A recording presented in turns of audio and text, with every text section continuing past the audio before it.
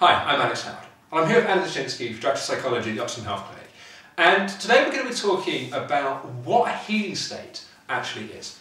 A lot of people that we treat, especially on the psychology side, will talk about stress states and healing states in ME, chronic fatigue, fibromyalgia, really that group of illnesses.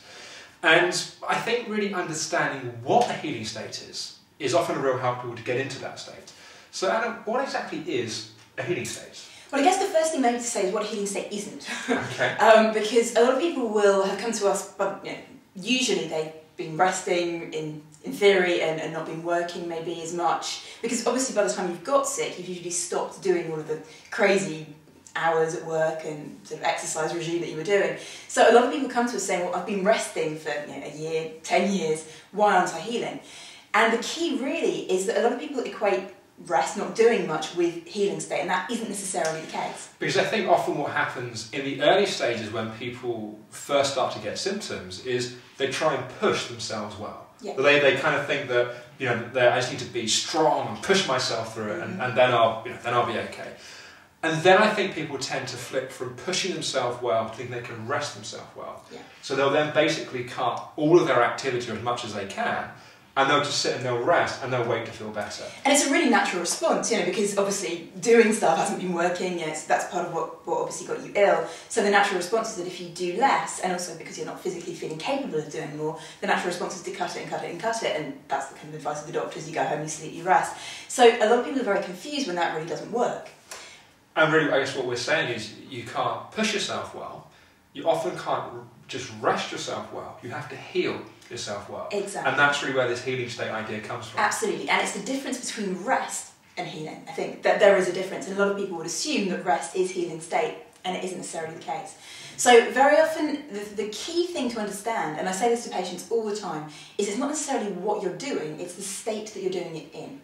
So it's perfectly possible, as we've always said, to be lying in bed and theoretically resting, but having your mind working at 1,000,000 miles an hour, your body in complete stress, adrenaline coursing through your body as you sit there worrying about the future, how you're going to get better and what's going to happen.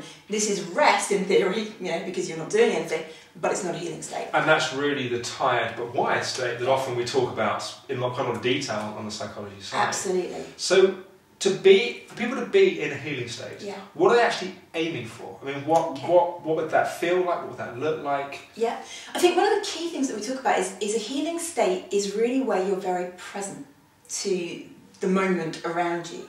So, for example, good ways of checking whether you're in a healing state or not a healing state are, how busy is your mind at that moment? Are you crazily thinking 100 of thoughts all at once? Are you breathing, or is your breathing very shallow, that kind of thing? Are you tense? Are you relaxed? What kind of state is your body in at that moment? And that's a very good starting point to begin to gauge whether you're actually in stress or healing at any point, irrespective of what you're doing. And often, certainly in my experience, I think you've had this with patients as well, is that they often don't realise how stressed they are until they start to come out of that state. Absolutely. It's almost like you have to calm the system down to realise actually how tense the system was. Exactly. So almost all of the work that we do on the psychology side is geared to helping you to understand what state you're in, to change it, be that the way you're thinking, what you're doing with your body, so that you can understand moment to moment how much energy you're using. Because of course the key thing about being in a healing state is that the idea is you aren't using more energy in that moment. You've got to think of it like your body's a bit of a fuel tank. And in order to recover, what you've got to do is to allow yourself to build up reserves of energy. Now, if in a day you're using as much energy as you're creating, you don't get to the end of the day with any reserves. The idea of being in a healing state through the day is that you're allowing your body to rest, properly rest and heal, so it can build reserves, so that bit by bit you begin to build your store of energy, if that makes sense. And of course, it also takes energy to heal.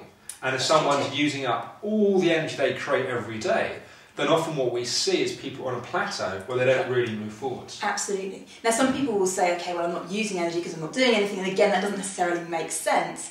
It's, as we say, the way you're doing it. So the first thing, just for anyone out there, is really to begin to notice what kind of level of energy you're using at any moment in the day, whatever you're doing. If you're sitting there, if you're looking out the window, What state are you in? Are you in stress or healing? And those are the kind of clues, what's your mind doing? How tense is your body, your muscles? What's your breathing doing? Those are good gauges, at least to start to see what kind of state you're in. Yeah, because I've certainly come across patients that just trying to rest at home are actually burning more energy than someone trading in the city, in terms of their system being wired in that way, and often not even realising that they're in that state. Now obviously, in these video blogs we haven't got time to go into huge detail about this, but just very, very briefly, someone that's watching this that maybe this is making a certain amount of sense and resonates with them, what kind of things on the psychology side would we be doing with this? Okay, so we teach a very specific set of tools, obviously, that are working on understanding how we're getting into that state, so how we're keeping ourselves in that state. To stay in stress, you've got to be sending specific messages to your body that you need to be in stress. So that's part of what we look at, and how we then change that and reverse that so that you learn to be present, you learn to be able to be in a healing state and how to control that. Also, as we say, understanding kind of some of the emotional background behind it and maybe other things that have gone on that are still impacting you, that are keeping you in stress. We talk a lot about the maladaptive stress response on the psychology side in most of our material, and the idea really is that pretty much by the time you've got to being burnt out, your system's kind of learnt to be there. It's become a bit of a habit. So there are various tools and techniques that we use, things like EFT and various other processes, that are about teaching you to unlearn that habit, retraining your body and your mind so that you can move into the state you need to be, which is healing state. That's where you need to be to heal, obviously. Okay, fantastic. Well, people that are watching this, if they want to find out a bit more about what we're talking about here, then obviously there's quite a bit in the information pack, but also a free 15-minute chat's a great way to find out how this may be relevant to your situation. And thanks, Anna. Thank you guys for watching, and we look forward to talking with you again soon.